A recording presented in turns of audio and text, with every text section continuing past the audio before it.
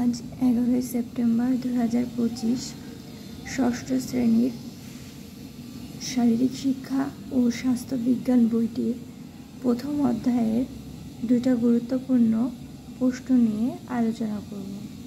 প্রথম প্রশ্নটি হচ্ছে শরীরচর্চা কাকে বলে, আর দ্বিতীয় প্রশ্নটি হচ্ছে সুস্থ জীবন কি, অথবা সুস্থ জীবন বলতে আমরা কি বুঝি। আচ্ছা, প্রথম যে প্রশ্নটা আছে শরীরচর্চা কাকে বলে। এখন আমরা শরীরচর্চা কাকে বলে সে বিষয়টি সম্পর্কে জানি। শরীরচর্চা হচ্ছে আমাদের শরীরে বিভিন্ন অঙ্গ প্রত্যঙ্গ রয়েছে, আমাদের সেই সব অঙ্গ প্রত্যঙ্গকে নিয়মিত নাড়াচাড়া করাকেই শরীরচর্চা বলে। এটিকে আবার ব্যায়ামও বলে। 2 নম্বর প্রশ্ন হচ্ছে সুস্থ জীবন কি।